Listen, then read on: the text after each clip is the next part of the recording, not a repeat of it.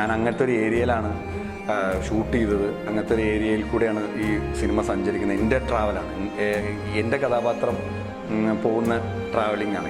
ഇതാണ് ഈ സിനിമയുടെ റൂട്ട്.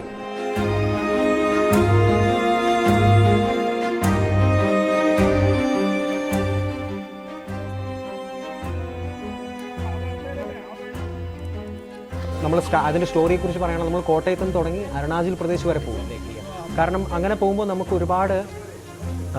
ഒരുപാട് കാര്യങ്ങളുണ്ട് അതിൽ. കാരണം ഡിഫറെൻ്റ് ആയിട്ടുള്ള ലാൻഡ്സ്കേപ്പ് നമ്മൾ കവർ ചെയ്യുന്നു. അതോടൊപ്പം തന്നെ ഡിഫറെൻ്റ് ആയിട്ടുള്ള വേറെ പാരലൽ ആയിട്ടുള്ള ഡിഫറെൻറ്റ് ലെയേഴ്സ് നമ്മൾ കവർ ചെയ്യുന്നു. അതുപോലെ തന്നെ അതിലെ അവിടുത്തെ അരുണാചലിലെ ട്രൈബ്. അതെ അത് വലിയൊരു ചലഞ്ചായിരുന്നു. കാരണം നമ്മൾ ഒരു പടം ചെയ്യുമ്പോൾ ആ ഒരു ട്രൈബൽ അവരൊരു സെക്ഷനിലോട്ട് വരുമ്പോഴത്തേനും നമുക്ക് മാക്സിമം എന്താണ് നമുക്ക് ചെയ്യാൻ പറ്റുന്നത് അതും നമ്മൾ സാമ്പിൾ ചെയ്താണ് കൂടുതലായിട്ട് ചെയ്തേക്കുന്നത്. നമ്മുടെ ഷൂട്ട് നടക്കുന്ന സമയത്ത് അവിടുന്ന് റെക്കോർഡ് ചെയ്ത സാമ്പിൾസ് നമ്മളെടുത്ത് അത് വീണ്ടും റീസാമ്പിൾ ചെയ്താണ് നമ്മൾ ഉപയോഗിച്ചിരിക്കുന്നത്. അത് ഈവൻ ട്രെയിലറിൽ തന്നെ പല പോർഷൻസിലും നമ്മൾ ഉപയോഗിച്ചിട്ടുണ്ട്.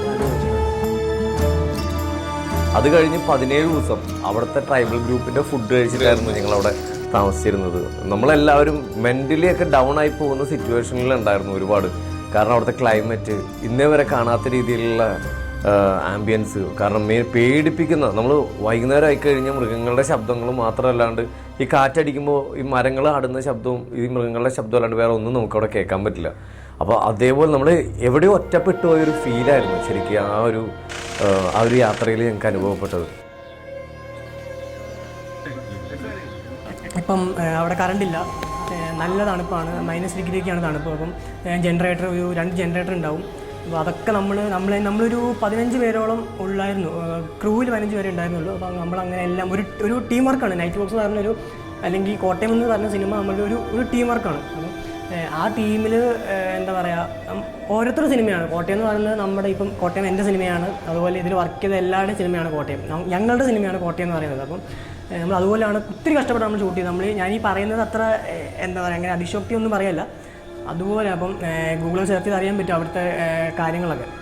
അപ്പം ഡിബിറ്റയിലൊക്കെ ആണെങ്കിൽ ഭയങ്കര ബുദ്ധിമുട്ടായിരുന്നു നമ്മൾ ഷൂട്ട് ചെയ്യാനായിട്ട്. നമ്മൾ ഷൂട്ട് ചെയ്ത് തിരിച്ച് വരുമ്പോൾ നമുക്ക് ലാൻഡ് സ്ലൈഡ്സ് ഒക്കെ വന്നു.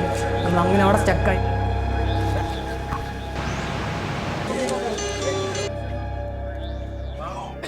നൈറ്റ് വർക്ക്സ് ബാനറിൽ കോട്ടയം എന്ന സിനിമയുടെ ഒരു പ്രൊഡ്യൂസറും ഒരു കോ റൈറ്ററുമാണ് ഞാൻ.